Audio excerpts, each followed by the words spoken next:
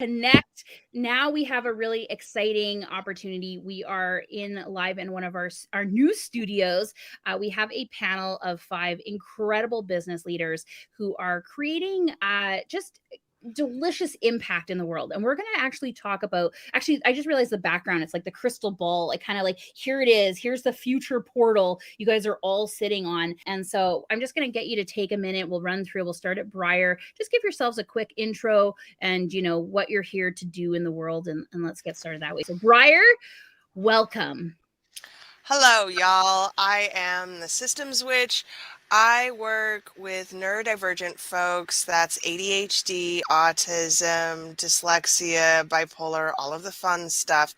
And I help them take their big ideas and turn them into a plan. I work to fix accessibility in businesses, large and small.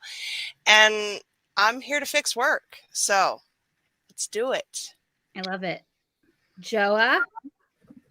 Hey everyone, I'm Joa Ahern-Sarand. I'm a career consultant with Carte Blanche Careers, and I help people figure out what they're meant to do in the world and then do it. And I'm really interested in helping people figure out how they're going to realize any big dreams and impact that they want to have.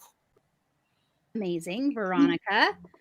Hi, everyone. I am the founder and CEO of Business Laid Bare, and we're on a mission to help startups like fall in love with their operations because that creates uncapped income and impact. And when we help you dial in your operations when you go 50x, like tomorrow or the day after, it's like people are genuinely excited for this growth rather than like, I don't know if I'm ready to handle it. So that's what we're about. Excellent. Alice. Woohoo! I'm Alice Miriam, and I am an audience development and virtual event strategist. I work mainly with small businesses and organizations to help them generate connection capital, which is the future, with meaningful audience engagement and growth through virtual events like this one, like summits, conferences, challenges. And I'm all about helping people connect and get deeper relationships and, build beautiful businesses. So Excellent. Biba. Hello, everyone. I am Biba Atta of Team Biba International. I am a personal evolution facilitator, self-care catalyst, and a few other things. We don't have to go into all of that. I primarily work with driven and ambitious women, in particular, on their own personal evolution. So I'm a creator of systems, or not systems, but containers, and also programs to help them to be supported as they are learning to grow and become more intimate and deeply connected to themselves in all assets and facets of their life. Wow. Well, I mean, you said systems, then correct yourself, but like the internal systems, you help the internal systems. There we go. Systems for us to actually do the things we need to do and show up in the world. So definitely vital. I'm just going to zoom back out again. You guys don't know, but I zoomed into you to get right in there. I'm being fancy today. We're being fancy in the catalyst. Is this production style? Yeah, sort of. It's really just me moving my mouse around while we share this out. But yeah, so thanks everybody. So yeah, we are talking about the future of business, and I'm going to throw this out. I will point to a few of you when I need you, but I want to throw this. Just jump in as you do. What are you seeing in 2023 in your own business of what's happening, what's next? Briar, what are you focusing on this year? You pegged me because you actually know what I'm focusing on this year. To be fair, I know everybody because we talk about these business plans in the Catalyst, but yes. So it's really interesting. I am moving away from a high ticket model and into content creation, which feels scary for me. I am still doing corporate work, but in terms of the larger body of work, I'm really working on building my podcast network and writing high quality pieces, which feels edgy when we're playing with OpenAI and all of the automatically generated written content that is now available, for me to double down on old school keyboard to Notion. It's not pen to paper anymore, but it's keyboard to Notion writing for the pleasure and joy of it.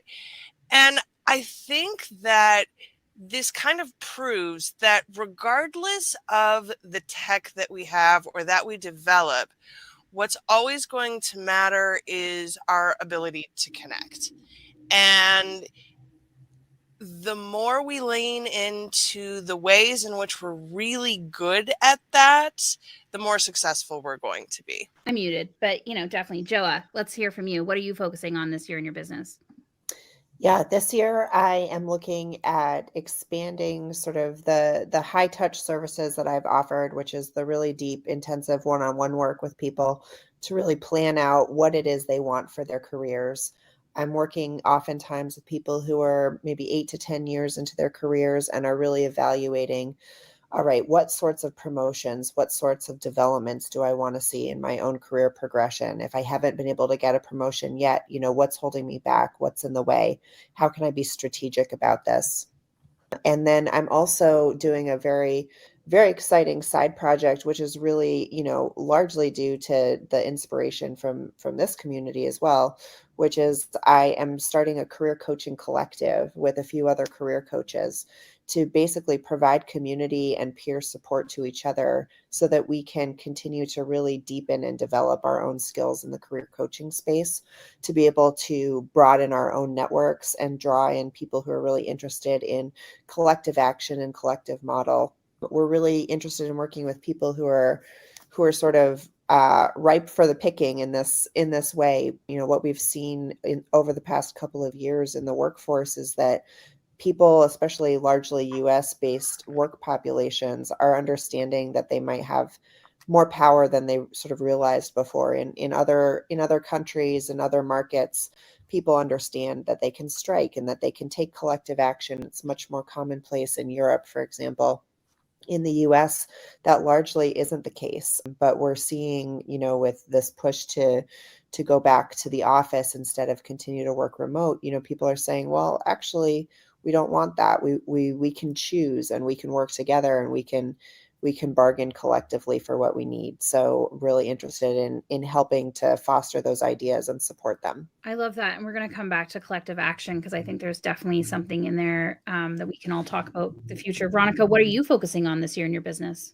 Yeah. So with the whole recession talk that started last year and is still continuing this year, like a lot of people are very uncertain. And with the groups that we are focused on, we work with a lot of startups, founders, and we have partnerships with venture capitalists and investors. There's a lot of uncertainty. So what we're hearing a lot is, how can you be as lean and efficient and effective as possible without burning out, without sacrificing mental health or mental wellness or personal well-being? So what we're doing at Business Laid Bare for us is making sure that we're shoring up all the areas in our business to essentially become recession proof, and also doing the same thing for our clients as well with a lens on operations. So a big thing that we are focusing on with clients that we didn't really have to in 2021 and 2022 because there was just so much demand is, instead of focusing just on acquisition, how do we also shore up like retention strategies as well, so that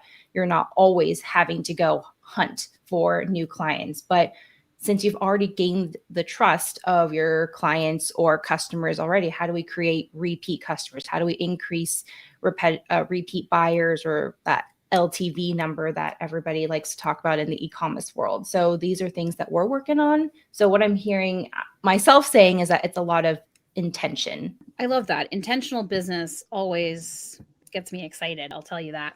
Alice, what are you working on this year? This year, I am focusing on so many of the things that everybody's saying on the panel so far, like resonates with me, because I'm sitting here like, yes, all of those things. Yes. Because really it is about connection for me. And for a long time, I think this trend of like trying to scale business and doing high ticket and automating all of these things and just having all of this stuff that's sort of running in the background and really disconnecting us from people and relationships in general. And I think after 2020, like everybody's exhausted and we're lonely and we're like just so many things, and we need people. Like automations are great for a lot of things, don't get me wrong. I love to automate some stuff. I love me some systems and operations, Veronica. Like you need that to function with sanity, I think, right? But I think getting back to just kind of like Briar said, old school stuff. Like I feel like we're bringing back some old school relationships. That's where I'm headed. I'm focused on doing that for myself, because for example, in the Catalyst, I feel like I've flourished in the last year just being part of this community and being able to connect with all these amazing people that I have on the stage with me today and with you. And I want other people to experience that too. Like you can have a successful, thriving business and have really great relationships and take care of yourself and feel really good. And that's what I want other people, other businesses to be able to experience that and do that through things like events like this, like where we all get to come together and just have real conversations, not fast food conversations, not like this generic thing, not fake it till you make it. None of those things, just showing up real and making those connections and having those really interesting, fun that whole kind of conversation, because I think there's been a lot of talk in the world about AI and automations and how it's impacting the world excuse me, around us, but what for me I'm excited about is having more automations for the things that don't matter to open me up for the things that do matter, like connecting and being with people and having community. So the things are running in the background, everyone's nodding, everyone's like yes, like if we are actively kind of focusing on the stuff that's running in the background so that we can just show up and be amazing and like have fun. More fun. That's what I'm focusing on this year. Eva, what are you focusing on this year? Well, that pretty much sums it up. Everyone has basically said it. Ultimately, connection is the point, and I am connecting more deeply with myself. And as a result of connecting more deeply with myself, I've been healing more about myself and about my life and how I show up. Mm-hmm. And as a result, I've evolved into being a different kind of leader than I have been. Mm-hmm. And in order for me to really step into fully this new sort of leadership, then developing the systems in the background so that I can, again, show up and deliver, show up and be fabulous, show up and deliver a point, and also live my life. I'm not living to work. I'm not living to work. I am living to live. And my work simply allows me to do a little bit more living. The type of work that I do allows me to do that. So I don't want to spend my time doing things that ultimately are small or don't really matter and don't bring me joy, more importantly, at the expense of not being able to travel, not being with my family, not doing things that are of interest and importance to me. So most of I'd say the better half of this year, I'm going to spend more time storing up those systems, using automation to do things over and over so that I personally don't have to show up and do them, and be able to trust that I've built something or someone else has built something or whatever, so that I can go away and come back and the house isn't burning down and people are still being served and whatnot. So that's really a big focus for the year, so that I can have more conversations with people that I like and respect and care about. And also it's just part of my work, like showing up, being visible, sharing, honoring people's time and space, connecting with them. Like that's my life's work. So I can't do that if things in the background aren't working right. So got to get it together. Yeah. Get it together, I think would be a really great yearly motto for myself. I'll just say in here what I'm looking at this year is I'm really exploring this. And of course, Briar knows because we're doing a podcast together about this, but I'm looking forward to talking to other people out there too. It's just like this learning and unlearning and relearning and deconstructing how to ask for help, both in my own life and just how we structure getting help, being supported, being nourished within the Catalyst. I'm going into scientist mode this year and definitely looking for input and feedback from the members and from people on the outside looking in of what it looks like to be supported and be nourished replenished and really be, I guess, able to ask for help. Because the idea of like, you can have all the support and nourishing in front of you, but if you have no idea how you can also let yourself be helped, but also how to ask for help, how to really define what help looks like for you, and how do you know when you've been helped or been supported. That's the other thing too, is that recognition of what it feels like in our bodies and what it feels like in our relationships. I'm focusing on that this year for myself and for the business. So, okay. So we've been talking about, GoBrunch is shifting us around here. Let me just realign us back on the stage. It's so funny as I zoom in, because I'm testing the limits of technology here. All of this is a bit of a made up thing where I'm like, can we do this? It's a little inception. I'm sharing within I'm sharing. And so Chrome and GoBrunch is like, I don't know what's happening. And all of your pictures just sometimes go off and on, but you don't even know that it's happening. So it's some lovely movement happening on the stage. So we're going to throw out some questions here and just, pipe in what means something for you. I'm not necessarily going to pick up anyway, but let's talk technology. What do we see on the horizon for technology for business? And, what are you using? Veronica's like, yeah. Like, I'm in, coach. Like, let's go. I got this. Do you want to start us off there?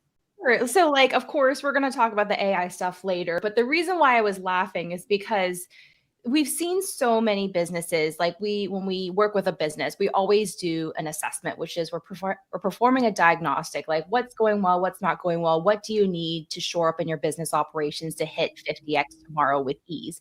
And it's really funny because a lot of people, and this ties into the whole like uncertainty thing, they don't know what apps they actually truly need or technology.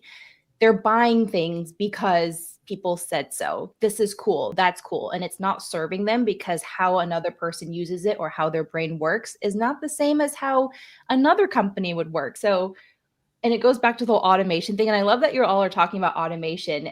We constantly are like, automation should be the last thing that you focus on. It's the strategy, it's the framework, because if you have a shitty process and you automate it, it's just going to do the same crappy thing over and over again faster. And it may be fast, but is it effective? Is it efficient in serving your business? So in terms of technology, it's like simple is best. We see a lot of people buying things, spending money, and they're not even using the apps or automations fully. So my biggest, like, please pay attention to this is like really audit, like, is this app or technology serving you and the business? And if you're not excited about it, maybe consider that the way that you need to use it, because as Marisa, you and I have talked about, we're building tools for the people. It's always going to be people first. And if you're contorting people to a tool or automation's limitations, you're not really reaping the full benefits as to what you deserve to be supported in. And you're just like settling for mediocrity.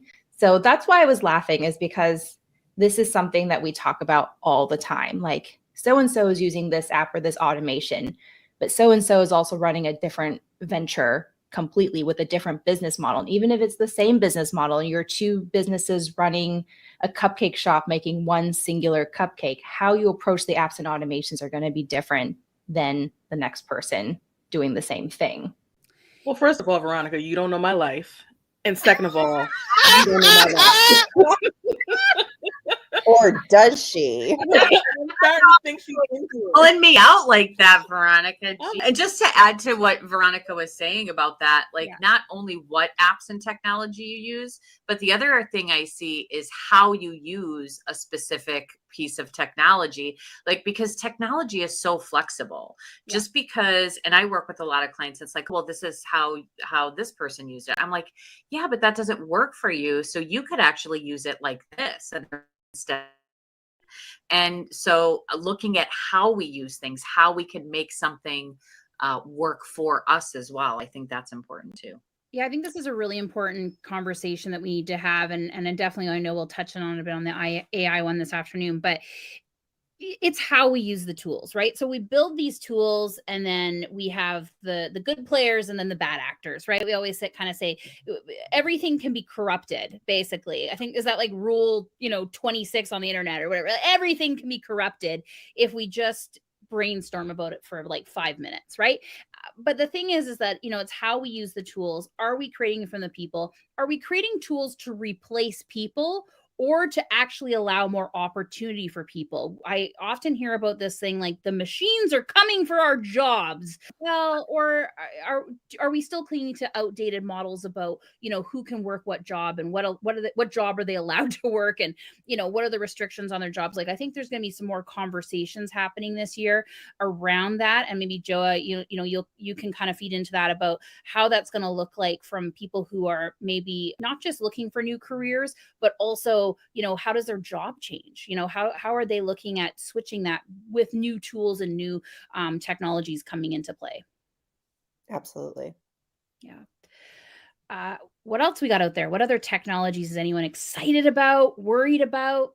I think for me, one of the things that we need to look at when we're talking about new tech is it going to make my life easier, or is it going to add a new layer to my job description? Give me an example. So I think the advent of digital illustrators like Midjourney and content creators like ChatGPT, we'll get into the AI part, but I feel like I'm now expected to know how to utilize those things to be my own marketing agency, right?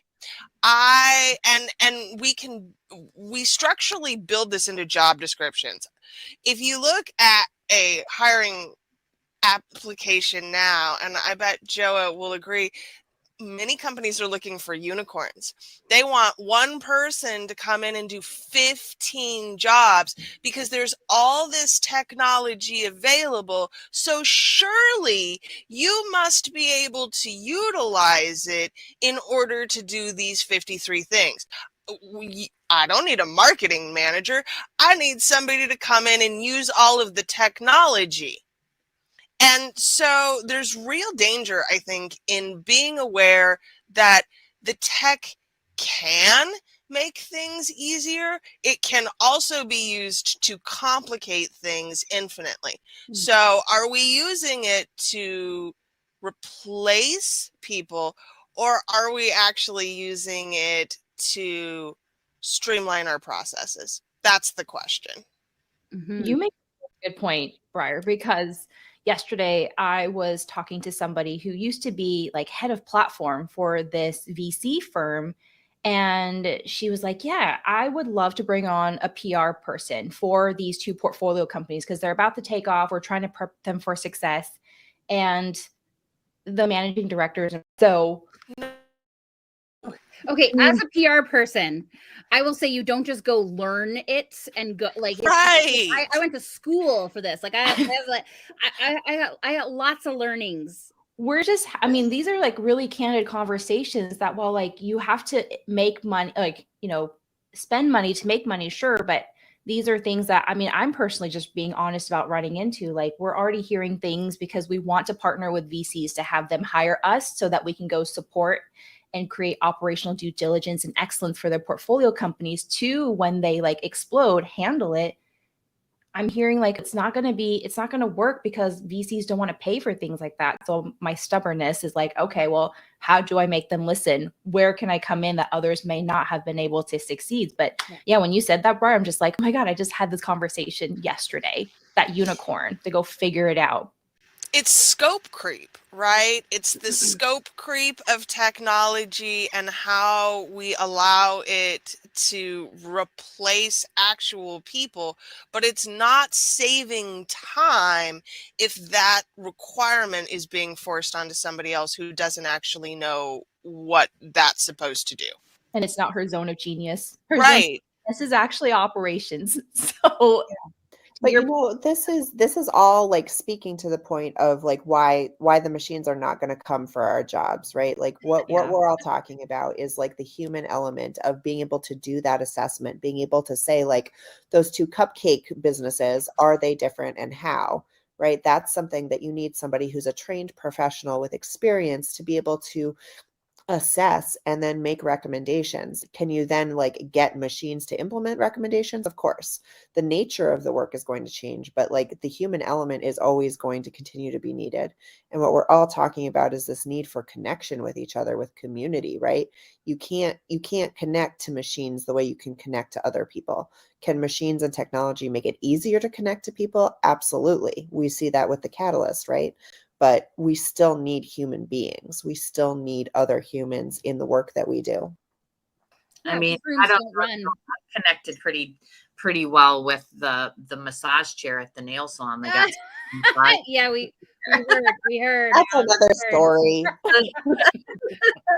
Keep it safe for work. But you're right, Joe. Like these rooms don't work without the people in it, right? And I can build all these pretty rooms and they can sit there, but without the people in it and using it and interacting and collaborating, what is it? We just got another app, right? And I think that's an interesting thing for people who are developing apps, who are developing websites, we're developing programs for people. When you use these tools, like, is it, I like Veronica's approach of people first. It's like bringing it, like, who are you trying to connect with? How do they connect? What do they need from an accessibility perspective? And the idea that accessibility is for one person, I think, needs to end. Accessibility is for all the people. Yes.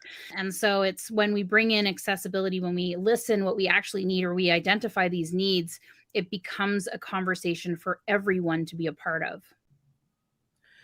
I think that I'm glad that we're having this conversation. It's a very important conversation to have. And I also do believe, too, that the people who do believe that their jobs are going to be gone, that they also have a valid point, especially given that historically speaking, when things turn around in the economy can you hear me? Yeah, you're back.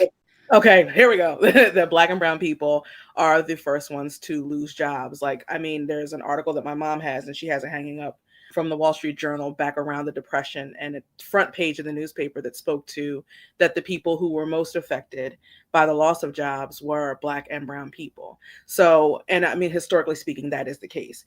While I do believe that technology is wonderful and there are uses for it, I don't think that we can deny that there are bad actors who are looking to use technology to do away with jobs so that they can save money. In the end of the day, we are living in a capitalist society, and so the more money that people can make, then then there's all sorts of unquestionable, unreasonable, unconscionable things that people who don't necessarily care about the humanity of it are willing to do in order to meet their bottom line. So I think that, again, technology is wonderful, but there are definitely strong things to think about that are actually true. There are going to be losses of jobs. Mm-hmm. Jobs will change. And then we talk about the access to the education, the access to the resources. Do these communities that are more affected by the loss of the jobs that they have, do they have access now to the training? Do they have the resources, the money, the ability to go and get what is necessary in order to get these new jobs? And how many of these new jobs are going to be available for them, given that so many are gone? So I think that's the flip side of the conversation, that, they're not without they're not without a basis, because historically speaking, this is very true. Jobs go, people are affected, and change happens. But I'm glad that we're having the conversation nonetheless. For every innovation that we have, like where things change and pivot, I do think about the access to training, the access to, that support system. And then whose responsibility is that, right? Like, is it always the person who all of a sudden doesn't have that job or doesn't have that opportunity anymore? Do they have to go out and like seek what's the next? I mean, yes, they have their own needs. Like we just want to assign them a job. Like, you did this, now you do this. Like, I hate that. I know companies do it all the time, and it always has never sat well with me. It's just like, all of a sudden this is now your job. But it's like the responsibility to pay for that training, the responsibility to the time putting, like if you've got kids, you've like the daycare, the all of those things you have to put on the shelf in order to suddenly pivot in your life. How do we build the support structures in place in society that allows that to happen without, again, burning people, killing people? Like, we're supposed to be not exhausting people with this technology. Right. But the act of pivoting is huge. and the impact to your life, your family, your finances, your mental health, your like going back to school is not a piece of cake. It's a lot, right? Right. And even just how that school is structured and what training programs are available. Some people, we got people going to, they're working a full-time job, then doing like school on the side. Like how are we making it easier in society for people to do that? Yeah. I think that's why you have to just always prioritize people over profit, over revenue, over growth. Because if you don't, your business is never going to be sustainable, or any organization. Like we even see, like, there's so many examples. Like I haven't fact checked this, but one of the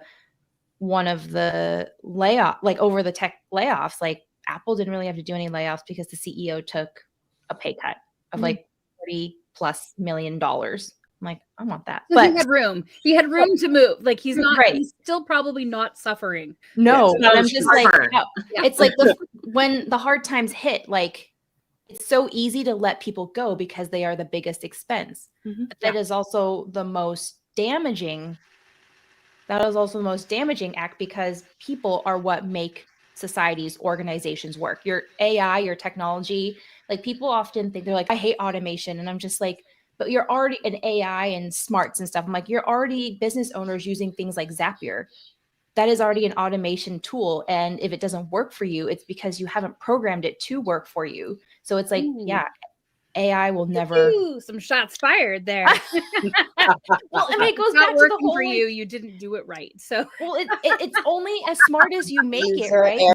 You will always need people, and if you don't prioritize people, profits, pleasure, productivity, even though I have like a hard time with that word, doesn't mean anything unless they are accounted for.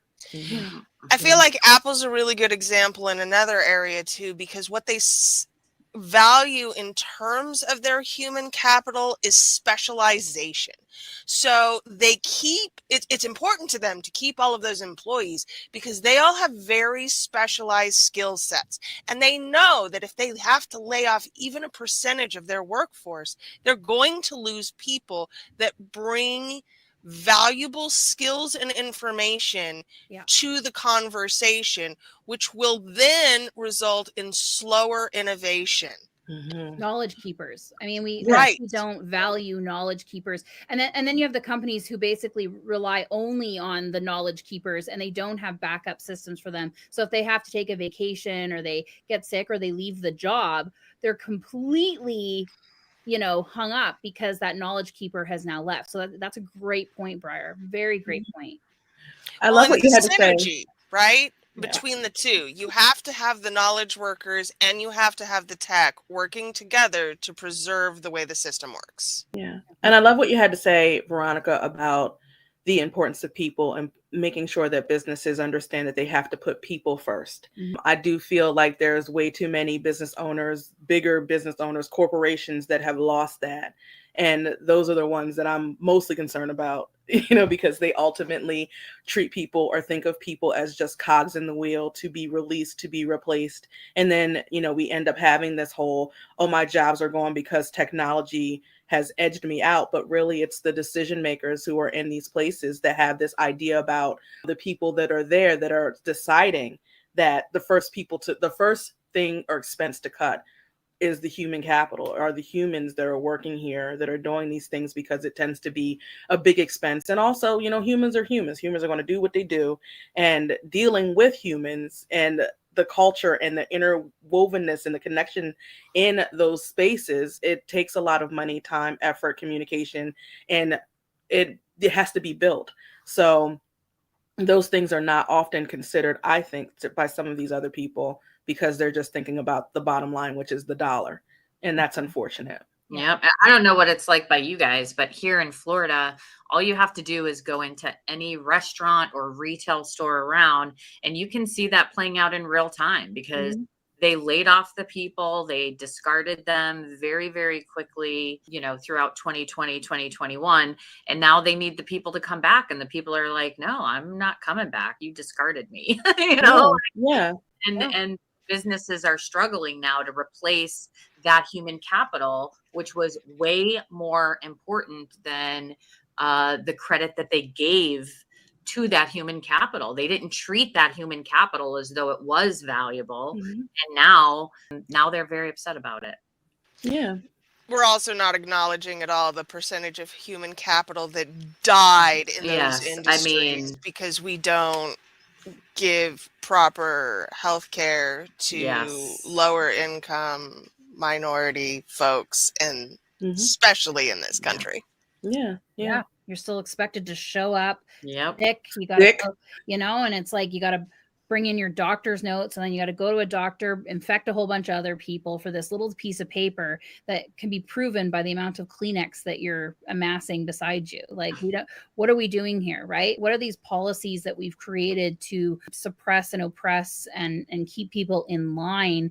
And then the punishments that they receive are like, oh no, I don't have a job. I don't have the ability to pay my rent because I got sick for a moment. Like, I'm a grown adult. I can tell you if I'm sick or not. You know what? It's the validity too of sickness. I think this is going to be an interesting conversation because before the panorama, we were kind of getting into the conversations about how mental health leave is a valid excuse. I don't want to say excuse, but a valid reason to not be at work. And the people will say, there's a lot of controversy around that. As business owners, I think this will be an interesting conversation too. Are we allowed to be sick? During the panorama, I was helping someone because they were in the hospital very ill. Like, we're talking like, we don't know if one day you will be there and we're trying to kind of put together the processes in their business that if tomorrow didn't come for them, how would we let their clients know and all this? And I thought, wow. Meanwhile, this person had clients who were saying like, you're faking it. I'm FaceTiming this person in the hospital after they got the ventilator. Like we're talking minutes, like we're like marks upon the face, minutes of taking the ventilator out. And we're trying to create this like strategy. And I thought, this ain't it. This ain't it at all. And it doesn't matter whether we work for someone else or we're working for ourselves or we're working for clients. This ain't it. The Fortune 500 attrition rate right now is about 10 weeks. Wow. So people are coming in, getting these new jobs, working them for 2.5 months, and then leaving because they can clearly see that they will not be valued as employees.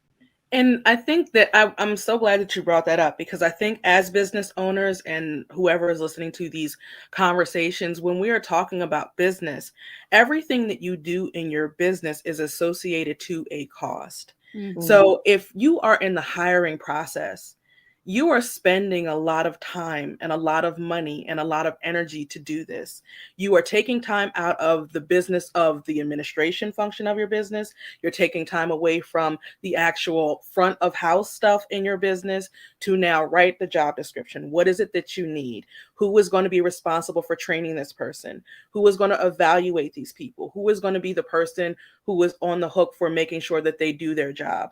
Do you have the systems and the SOPs and things in place that makes it clear what their job responsibilities are? How are you going to be able to assess? Are they all of that is there a financial obligation that's associated with each and every one of those tasks? So if you have someone that you've gone through this entire process, you've got a team of people who are now that are billing admin hours, for example, to hire someone or a group of people, then you are ultimately taking money out of your own money or your own whatever bucket it's coming from to bring someone on for them to now up and leave for whatever the reason, which more than likely it's corporate culture and somehow your fault.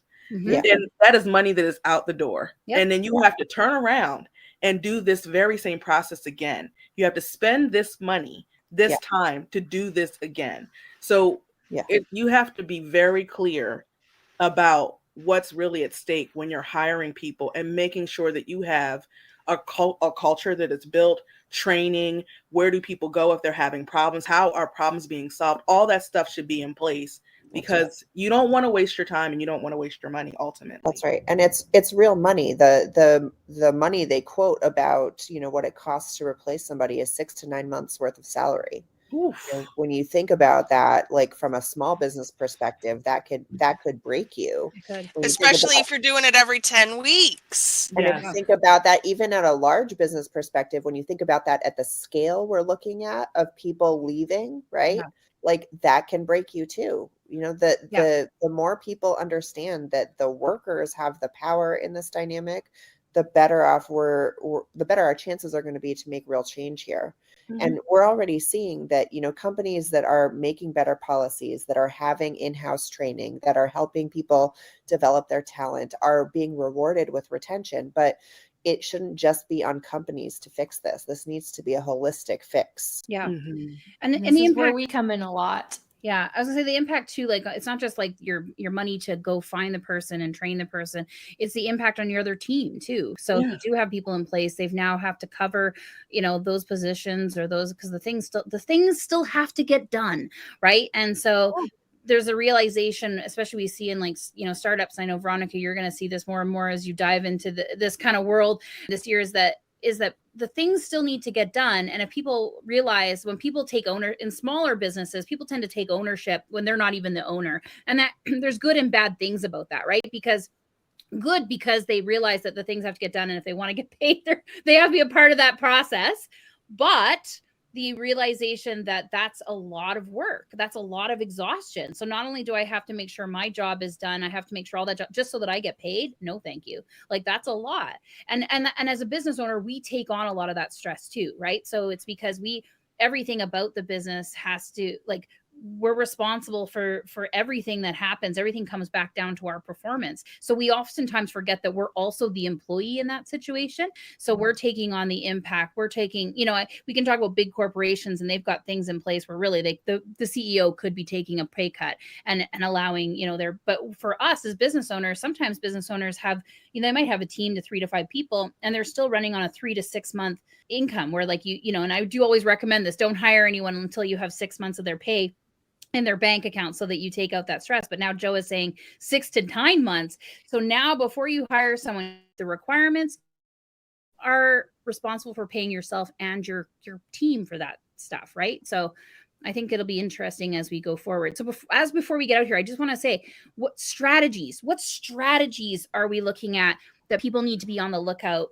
this year in their business, either personally or in their business? Biba, personal evolution. I know. I look at that. She just snapped in there. She's like, "Oh, let's talk about this," because I really love the term personal evolution. As business owners, what are we putting into place this year that we need to be on the lookout to keep ourselves healthy and happy? That's a great question. What I do know is that we are the priority. We are important. And I feel that it is important to come around to that realization. And when you're talking about it's your company, you're the leader, you're the owner, you're the managing member, whatever you want to call it, like people are looking to you. And if you're not healthy mentally, if you're not healthy physically, if you're not healthy financially in any of these other ways, then it is going to show up in your business. It's going to show up how you show up. It's going to show up in how you lead your organization. It's going to show up in how you're visible in your marketing and you're doing PR, you're doing interviews. It's going to show up in how you price your products and your offerings. It's going to show up in all of the ways, how you lead your people, how you set your business up. So you are the most important cog in the wheel, so to speak. And if you're not functioning properly, if you're not healing, you're not working on yourself, you're not caring for yourself, you are going to be a detriment. You are the detriment to your business. And so that's why personal evolution is so very important. Taking care of yourself is so very important, and not just physically, but in all of the ways. Biba, Now, you didn't have to tell. Yeah, you didn't have to tell all my business out on the internet like that. No, I just asked you to be a part of the conversation. I didn't expect you to come for me today. I saw everybody's faces were all like, everyone's just a little uncomfortable with Biba bringing all that onto this panel here today. Yeah, I'm in Biba's podium speech, and I am uncomfortable with it, but I'm here and I'm present. Thank you, Biba, for bringing. We're all shake it off, everybody. Shake it off. We're the detriment. We're the health. We've got to focus on ourselves. Alice, what strategies do you think people need to be looking at this year in their business? I think they need to focus on strategies that are, I want to say, real. and not like hashtag authentic or anything like that, but things that actually feel good to them and who they are. Like none of the fake it till you make it, like banish fake it till you make it. Show up real, show up in who you are, like as your actual self, or that part of yourself, because we're all a lot of different people, right? Yeah. But that part of yourself that you can share with other people in a real way and work on connections. That's the strategy. Be your actual real self. Yeah, that's why I named my new Substack Show Up Ugly. It's Yes, just like, I love it. it's just all the messiness, and like everyone can come and watch the train wreck move forward on the tracks, like choo choo, motherfucker. Anyways, like I'm tired of like this, expectation to be perfect all the time. It's exhausting. I'm really not. I walk into walls. I walk into stupid conversations. I walk into my own mouth running out of that time, and I think part of it is forward. And show up, like businesses make mistakes, like they do, but it's how they show up for that mistake and how they make the actions, and also admit what they have available to make changes. I think this is something we have to also recognize this year, is that when we make a mistake, sometimes the business doesn't have the resources to make the change as quick as you hope they can. That goes for big and small corporations. Okay. Asking an entire corporation to change overnight their harmful practices is just as much of a strain on the people who are in that building already as maybe the exploitation that's happening on the environment or their workers. So it is also our realization that change does take time, and our commitment to change is what really matters, I think, to me. Veronica, strategies for this year. Yeah, and it was the same as last year. People first and pleasure-filled infrastructure. Like if it doesn't feel good and if it's not supporting the people that are part of your organization, whether you are a 2-person team or a 200,000 plus person team, it's like your people are not prioritized, they will find something better. And specifically for the startups, like we often prioritize people first and pleasure filled operations, because you can think of your operations like if you have a business house as the foundation, as the framing and structure. So if you're building your house straight on dirt and planning to scale and like grow a big skyscraper or a mansion, you're never going to rest easy. And you're going to wonder, is this the straw that breaks the camel's back? So for us, it's like, how do we get intentional about creating good foundations so that you can grow, you can pivot, you can scale, you can stay the same, you can treat your people better. But without a strong foundation, it's not going to happen easily. Yep. Love it. Joa, strategy for this year. Yeah, strategies for this year. I think, as a small business owner, the thing that I have struggled with the most is how much noise is out there. There's so much noise about you should do things this way. You shouldn't do things that way. If you haven't made your first million yet, what are you even doing? It's not a million now. It's 100 million. If you're 100 making million. 100 million, A billion. are you Where even in business? I thought it was a trillion, but I'm glad we've Probably. It's 100 million. Are you billion even in trillion. business? But that noise is impossible to escape. Sometimes it feels that way, right? And I think that the strategy is figuring out whatever reflective practice you need that's going to work for you to be able to tune it out for certain sections of your day or your week or your month or whatever, to be able to really figure out, all right, what is it that I am doing? How is this going to work for me? Figuring that out, and then finding a way to get the support and the help that you need with it, because nobody does this on their own. Anybody who tells you they're doing it on their own is a liar. Don't believe it. A liar. Yeah. So it's calling you out right now. get the help that you need. And if you can't figure out what that help is, like figure out how to tune out the noise so you can come to some answers. Yeah, and I think that's part of asking for support. Sometimes the best thing we can do is, it's like, especially if you're getting like negative feedback. Like I hear the negative feedback.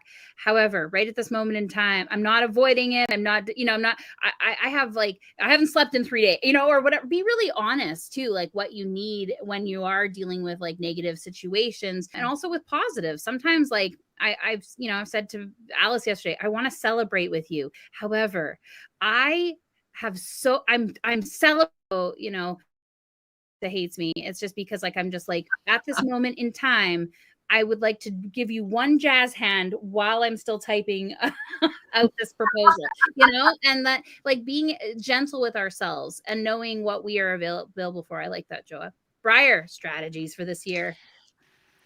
Accessibility is for everyone, and it starts with you. Mhm. If you haven't created accessible practices for yourself in your life and in your business, I don't know how you expect to create those things for other people. Yeah. So it really looks like figuring out what accessibility is, where it lives, what we can do to make things structurally easier for everyone involved. Mm. And the tech lives there, the systems live there, the relationships live there.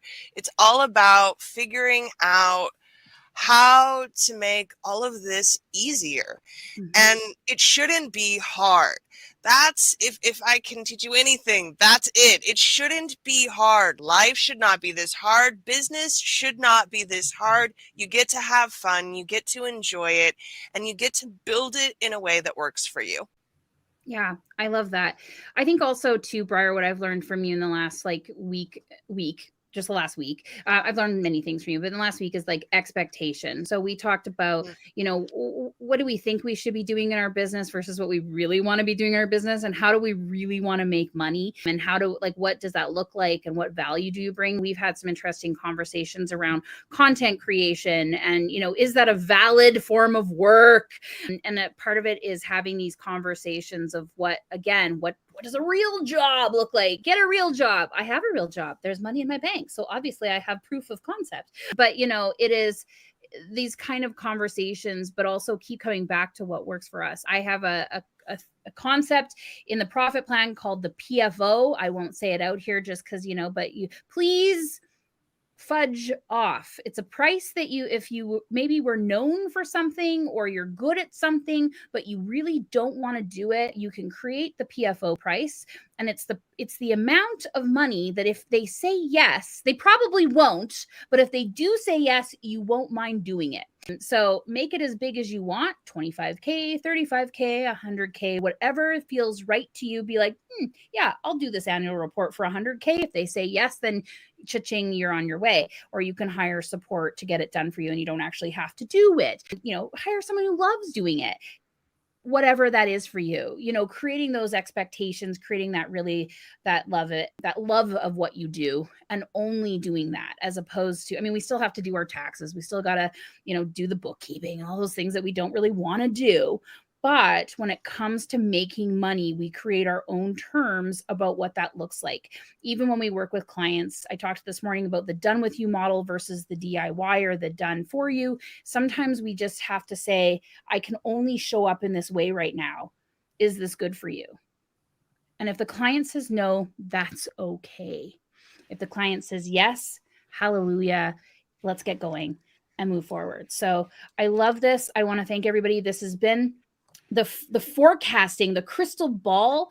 What an incredible panel. You guys just like showed up. You're just like, Joe, I was like, you want to get on the stage? And Joe was like, yeah, heck yeah, I do. I love that. This shows just how, nobody knew what these questions were. I don't prep people. No, we show up and we're in the moment, because I think it's a really great testament for how people love what they do and they know what they do and they're able to come up here and help people and serve people. So I want to thank everybody on the panel. You're all brilliant. I love you. I love what you're doing in the world. You're creating incredible impact.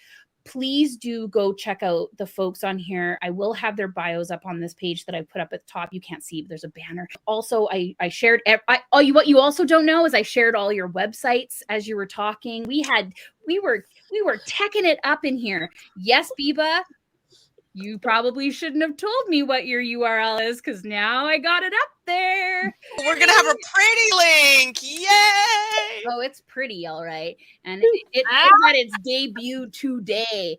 I was like, and like, Joa, yours went up too, but just so you know.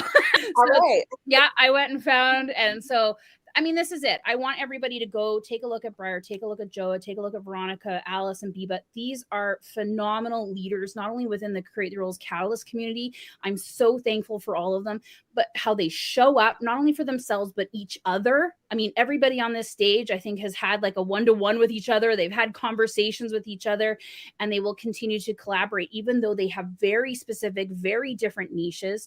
It's a testament for who they are as people. If you need what they do in the world, please go search them out. We will be showcasing them a little bit more throughout the month. And come back. We've got createtherulesevents.com/catalyst connect this afternoon. We're going to take a little bit of a break. We're going to go get some nosh. We're going to go get some libations. And then we are coming back and we're talking to Darcy from Sweet Tooth Creative. And Darcy's going to take us through AI for marketing. Then we've got the incredible panel that's going to be up talking about AI and how, can it make or break your business? And then we end with Lakshmia, who is really going to be focusing in on a discussion that we've already had some really great insight in here. The people are your power. And if you're not building teams and building systems that support your teams, it's going to have an impact in your business. Even if you're a team of one right now, again, I can't encourage you enough. You are an employee in your business. So if you're not creating the systems that work for you, when it's time to grow and expand, you're not going to be able to have the systems that support a team as well. Are you taking care of yourself? Are you creating an environment where you can thrive? And so I'm so excited. Lakshmi always brings a ton of insight in this. And that's how we're rounding out today. So thanks, everybody. We are, wherever you're watching this, we're going to be back in about 45 minutes, and we're going to dive into that and then go this afternoon. So thanks, everybody. And if you're interested in our next events, check out the URL. Bye, everybody. Bye for now. Bye.